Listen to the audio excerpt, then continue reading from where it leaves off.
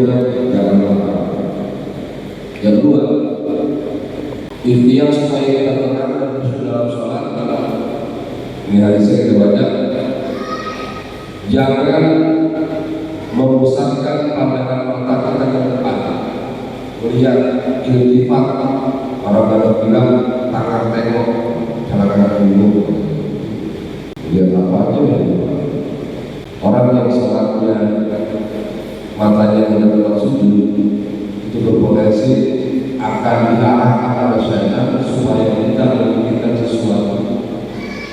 Itu bukti bahwa kita di tengah setelah baca imam belum membaca apa.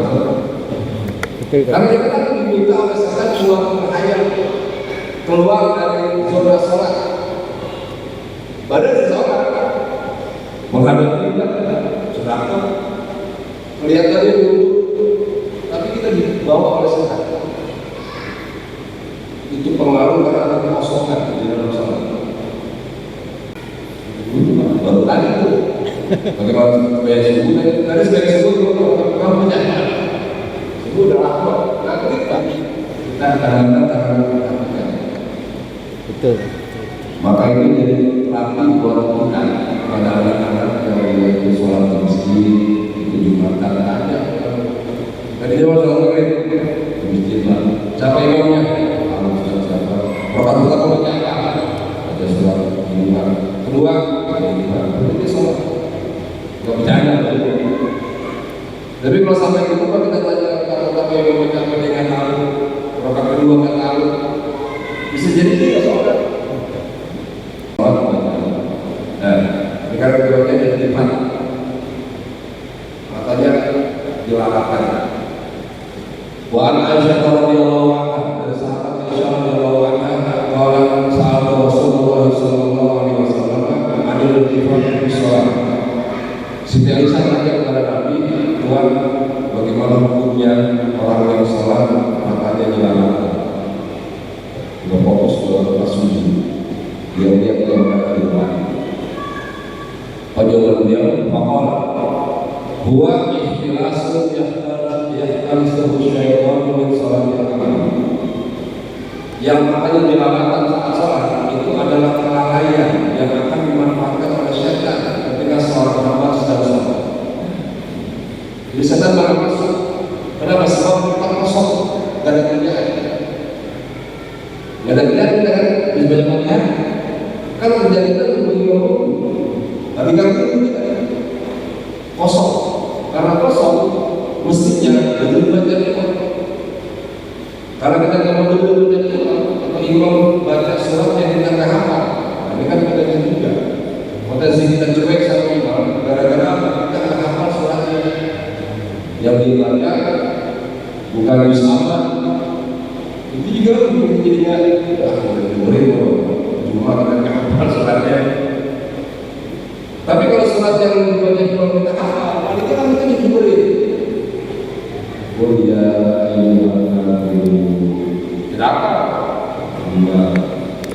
Tapi kalau dibaca surat Al-Nisa, Al-Ma'idah, dibaca surat yang bukan bersama, udah baca apa? Yang tinggi yang dibaca. Karena kita keluar dari zona sholat, pikiran kita kemana? Keadaan kosong yang kedua dalam sholat yang kita ganggu tidak ada kerjaan itu tahiyat. Kalau baca sama, kalau baca tiga sama, ada ruang kosong. Tidak, sama Allah tidak, imam sama kita sama. Jadi hampir kita ada ruang kosong. Sujud juga sama, baca imam 3 kali tasbihnya kita juga sama. Jadi belum pernah saya mampu dengan imam yang bacaan sujudnya 9, enggak, masih 3. Paling banyak ya, kalau 9, dari 3, imam kan berapa mati? 9 subhanallah, enggak mampu bantu, imam kan berapa mati? Pada 3, kita juga 3, kita kosong. Duduk di antara sujud, begitu di waktu begitu sama enggak kosong. Begitu tahiyat, kan tahiyat ada yang versi panjang, ada yang versi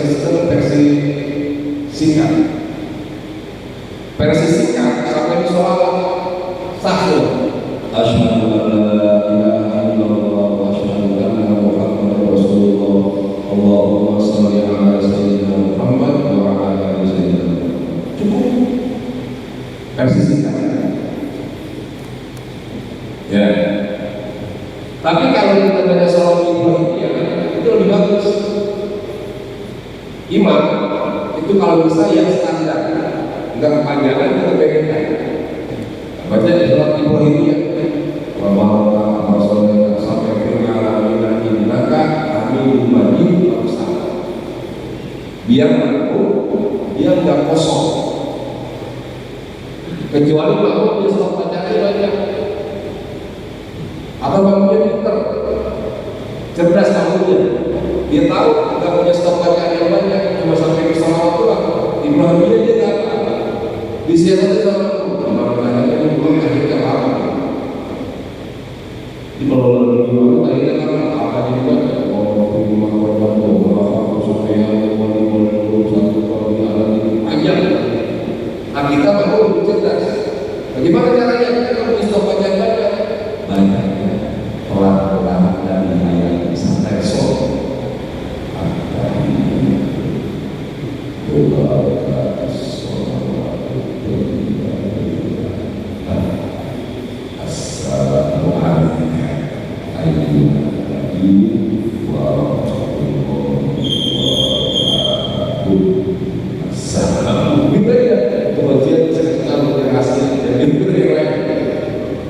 Karena kita setiap baca itu pendek sampai sama nggak paling.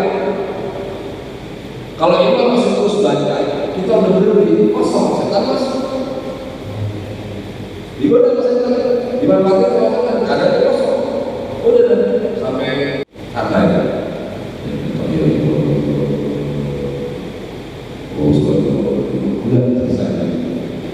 Mau dulu, ya yang kita kesulitan, mau harus salah. Ada yang itu dalam imam standar. Nah yang bagus bagaimana yang bagus? Imam punya stok bacaan yang banyak, punya stok bacaan yang sempurna. Ada yang imamnya panjang, ada yang imamnya pendek, bacaan akhirnya kita katakan sampai di situ salah. Jadi terusin. Imam udah salah, kita masih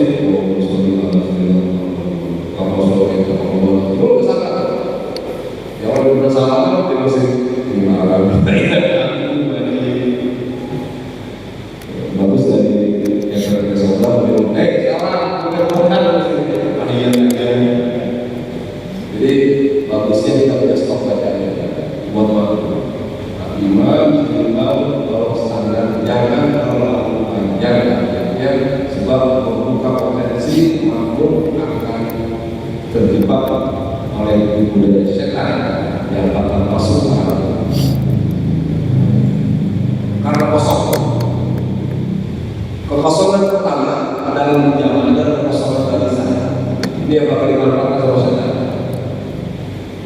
Sampnya lurus, sampnya kan kosong dimasuk. Maka usahakan banget kalau dalam undangnya penuh dengan nempel biar dia nggak masuk. Kalau kosong itu kalau masuk kamu juga ya bisa masuk terus bayar bukan kesempatan ya dia jangan kita kalau dia kita kalau dia supaya sih kan tuh karena kosong dia bakal masuk di salah kita dan pemerintah sehingga masyarakat akan dibawa terbang oleh setan kemana-mana. Termasuk haji itu, zikir itu, ambilnya betulnya terlalu.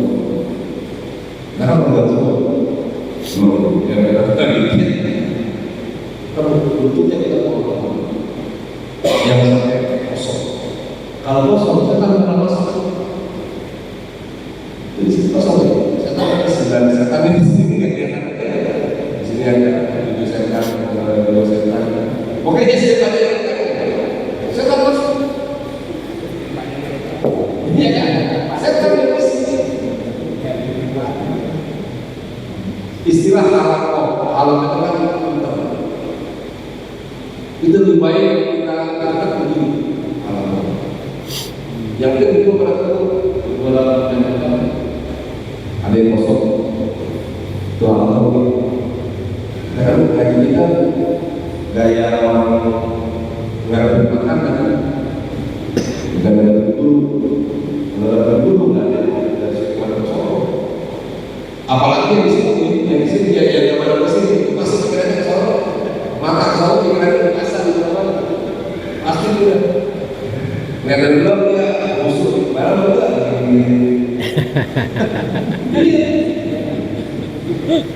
Ya, Beda-beda. gaya kita kan begitu, jadi yang baru pengalaman.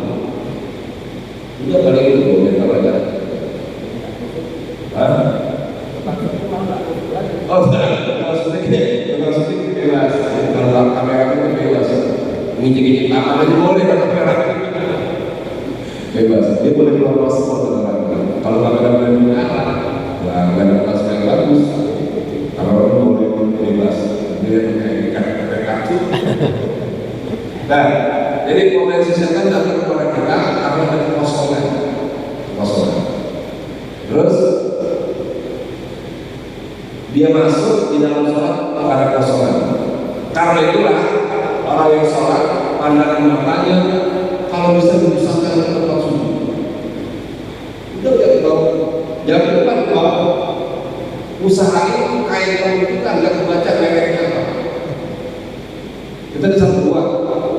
Teman kita kan ada satu, itu mereknya kebaca. Wadimo, Akwas, kan kebaca kan? Berarti kita pandangan kita terlibat. Kalau pandangan kita masuk itu kain kita kebaca. Dikit-dikit Wadimo, ya namanya Akwas. Ya. Itu tandanya kalau nggak tahu teman kita pakai apa berarti kita ada yang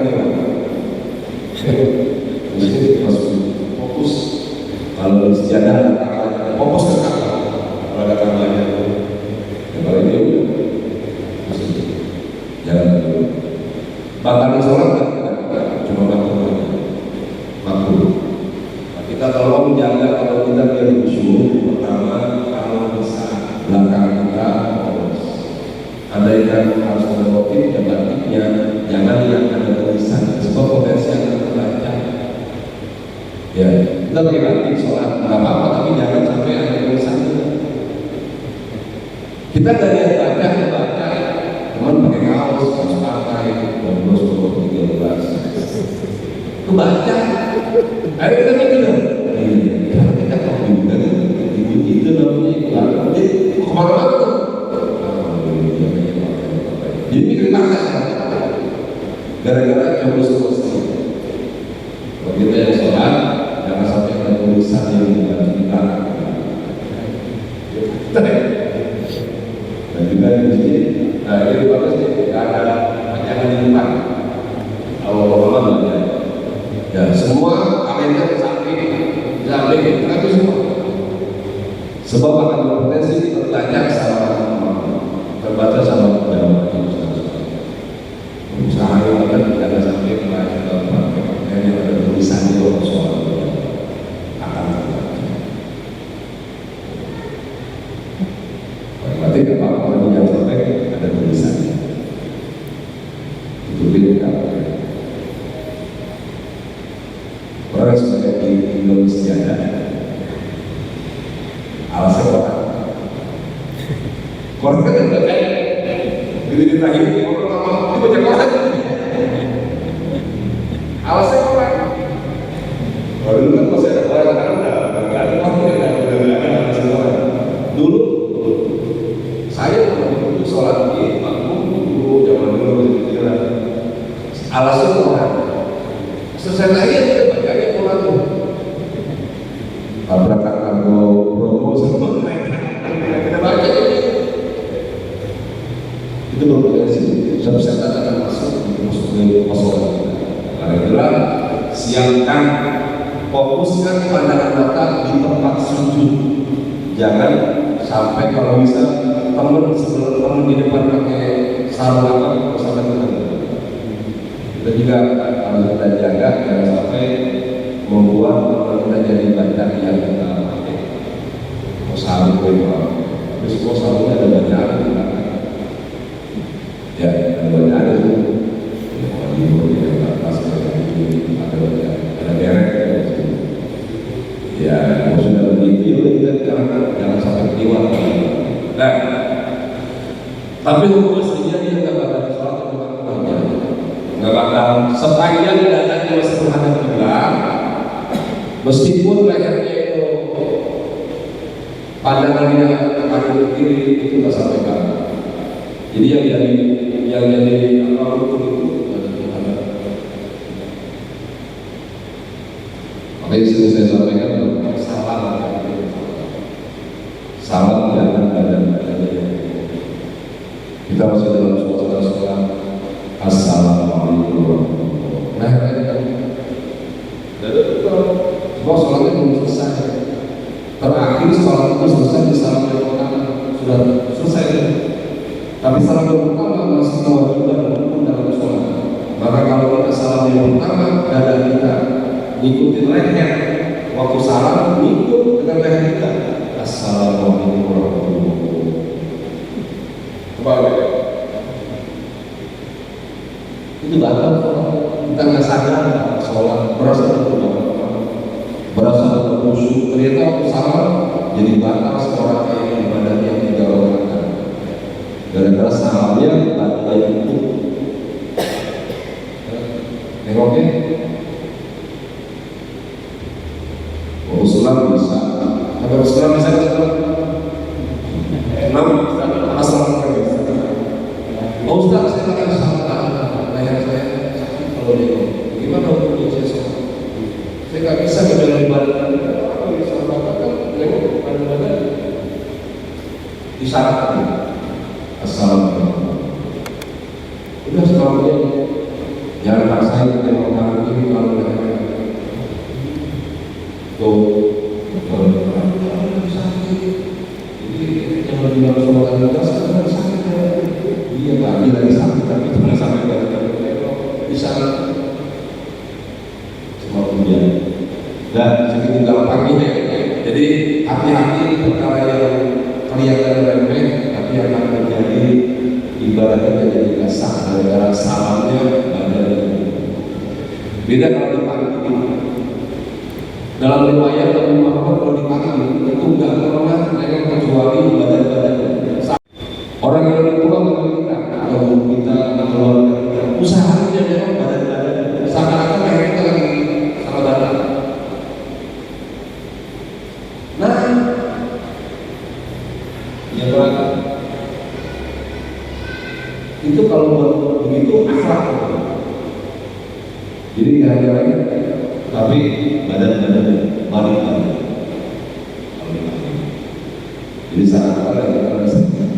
Tapi itu alam Nabi nggak pernah nengok kalau kami melakukan badan-badan yang normal. Kalau di belakang lagi langsung balik. Tapi dalam sholat beberapa apa ada rasa ada kiblat badan. Dan rawahu at-Tirmidzi rawahu Bukhari hadis dari Bukhari wa Tirmidzi dan Tirmidzi tentang hukum orang yang sholat makanya dilarang, hukumnya makruh. Dan jalanan itu karena kita digoda sama setan di saat kosong dalam sholat kita. Kosong itu potensinya ada 2, pertama orang berlebihan, yang kedua orang berlebihan. Yang kedua kosong. Silakan kalau yang mau. Yang itu menuju ke rujukan tadi, saya sering kalau di sini bukan berasal dari kita malah itu baliknya dari imam. Terus saya sendiri itu berdasarkan dulu terhadap imam itu pasti dengan bacanya banyak, pasti banyak. Karena saya mengikuti antara zuhur, asar, maghrib. Pada saat zuhur itu seperti sholat tarawih kita keteteran. Tapi pada saat sholat maghrib atau isya panjang itu panjang. Bahkan pernah saya sendiri dari rumah dengar begitu dia yang jadi imam, aku yang jadi imam. Bagaimana yang seperti itu Pak?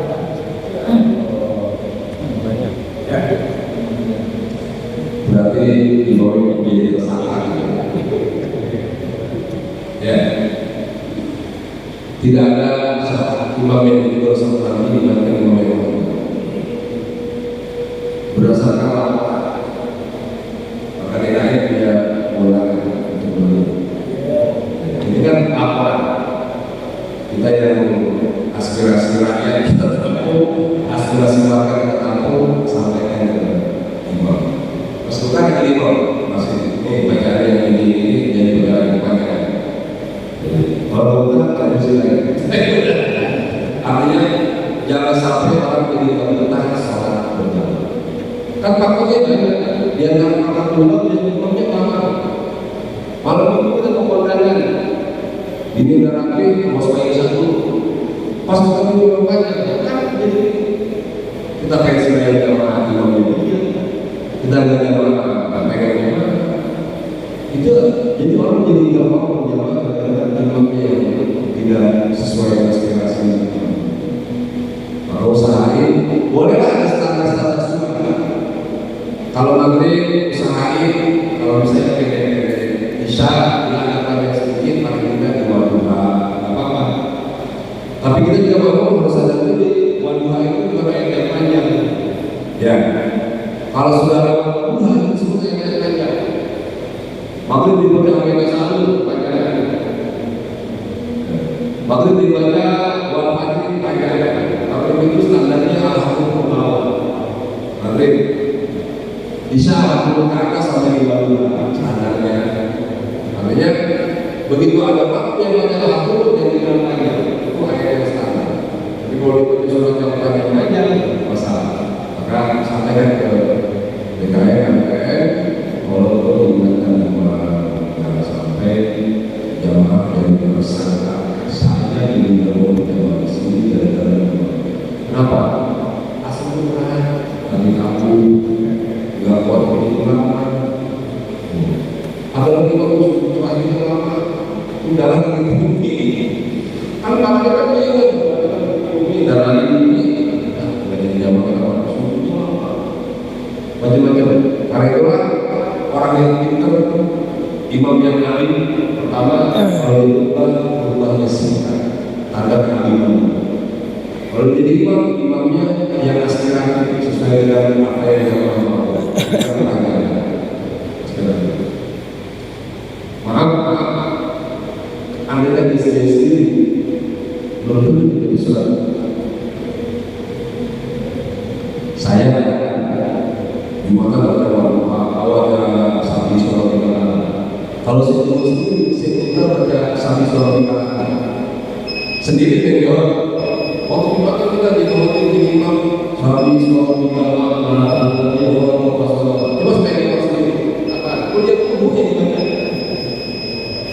Itu saya bisa dengar dia salah semua gitu. Itu kan kita. Kenapa untuk sendiri yang kita diminta buat memperpanjang bacaan bisa kita begitu merasa sesuatu yang bagus, terus jalan juga banyak, jadi kita ayu bacaan jadi panjang. Kata kita enak, ya betul, enak bacaan, kelamaan. Jadi kita ukur dengan diri kita kira-kira waktu sendiri bacaan panjang. Kenapa waktu kita berjamaah panjang waktu sendiri? Karena bahwa kali kita agak bijak sebab bikin orang yang kapok. Jadi kemarin kita punya KKN, sekarang diingatkan agar nanti bisa dipakai standar. Sudah saya sampaikan ke Pak. Ini saya tanya mengenai ilmu, kan kita ngaji dapat ilmu, kayak minggu kemarin kita dapat amalan buat kayak ini. Ya kayak waktu itu sebelum subuh kita ngamalin ini gitu. Cuma kenapa kita buat melaksanakan ilmu itu, buat mengamalkannya terasa berat.